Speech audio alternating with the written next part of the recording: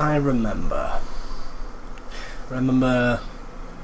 coming into the game after a long, prosperous career in Final Fantasy XI. I've been with so many fantastic people, and none of them came with me. I was alone. I just couldn't stay away.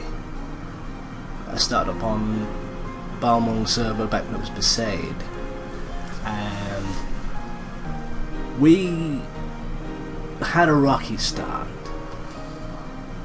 The stamina system was terrible, getting EXP was haphazard, and not really any kind of system to it. I remember getting somebody to teleport me to Limsa Lominsa. I remember running around the city and looking at all the different banners and all of the things that I thought I was going to hate after the beta. I'd been there all that time, just running around the docks, the piers, the decking, and I'd got bored. So I started an Eldar. But now I was back there and I thought, well, I kind of miss this. And then I stopped missing it. We went to Lenosha and started fighting sheep, because sheep weren't strong, and sheep could hit your shield without killing you a lot, and that was important for me because I was a gladiator, and a gladiator needed their shield skill high. This was back when we still had a shield skill, mind you. I didn't watch my back. There was a Gubu that ran up alongside me, and I stared at it for a few moments thinking, it won't probably just be like the ones in Rolandberry Fields on Final Fantasy XI. It won't do anything, it'll move along. I'm not doing anything to it, it won't harm me. It did. Tore me to pieces in a few seconds, and I laughed about it, but there was nobody to laugh to. I needed friends, I needed people there with me. So I went looking for link shells. I first found Sanctus Refero. That was the first link shell I joined, I think. Alona was a nice person. She took me in, and I didn't start role-playing straight away. I wanted to get things set up more for the character. I wanted to get Tessa to a stage where I could look good. I could roleplay confidently about how I appeared and what abilities I had. I should have started sooner, but I didn't. When I started actually role-playing, Tessa was an enigma to me. I hadn't thought much out ahead of time.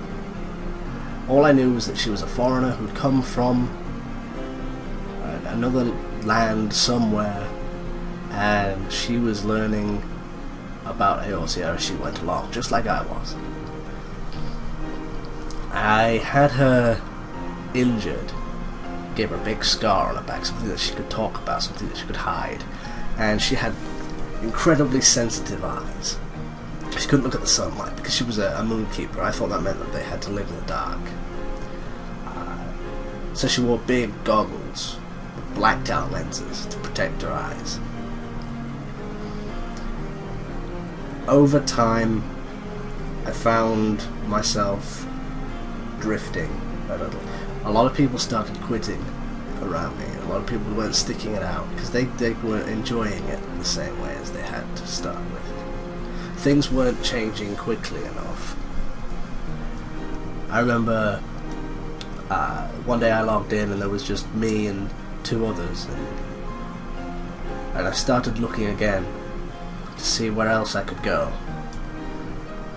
I looked at the Eorzean Guard, but that didn't work out. I had small issues.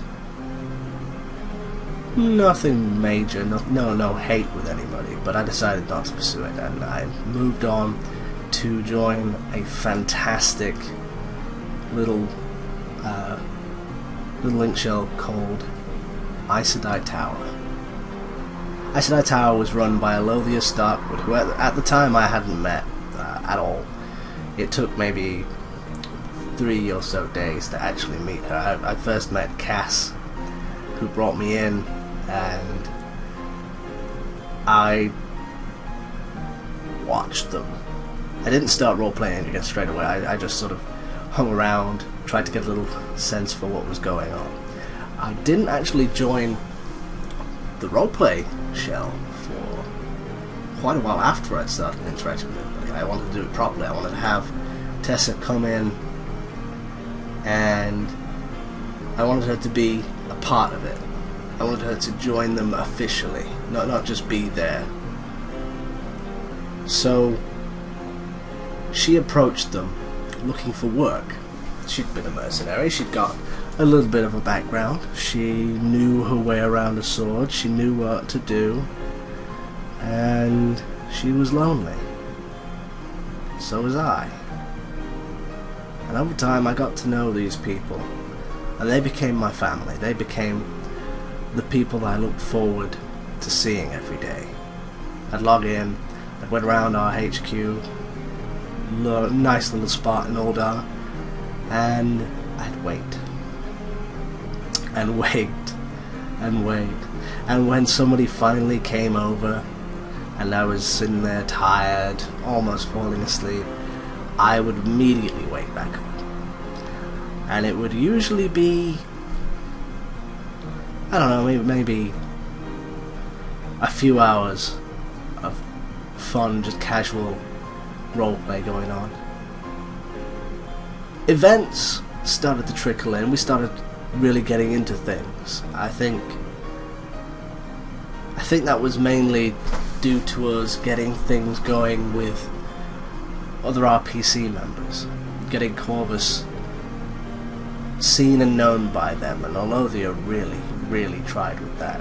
I met a few people from the Aorzean Guard. I can't remember if it was the Aorzean Guard back then or something else, but I met Nell Celestine. Nell was interesting, to say the least. I don't think I actually got to know her as well as I wanted to straight away. I'd gotten quite comfortable with Ali and Cass and Fearless and Birkin, who was a fantastic influence on Tessa in roleplay, because he just didn't say anything. He'd just sit there reading his books, and she would want to know what he was thinking. She would ask questions. She was very inquisitive when it came to his books. I think he broke her more out of her shell than most. When she finally started to get to know Nell, she was introduced to a broader field. Her pool of friends grew exponentially, to the point where I can't remember all the names. There's just too many. There was Silme, there was Minari, there were so many people who I'd heard about from other places, but I just didn't see them. And then they were all there all at once, all these people who were somewhat celebrity to me.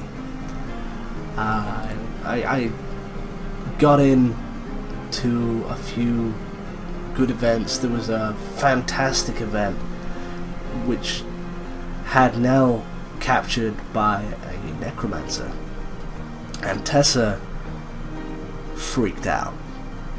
She was never good with the undead. She has issues that stem from her own history, things that have happened to her, and the undead factor heavily into her own little psychosis. She rushed off and became something of a detective over the next few hours, and she tried so hard, so valiantly to find Nell, because she didn't feel that anybody would help her, and she found so many different things that were occurring. Corpses that were rising up, that had been placed into coffins for people to find that would attack them. ultimately I was asleep when Nell was found, but I like to think the contribution was there.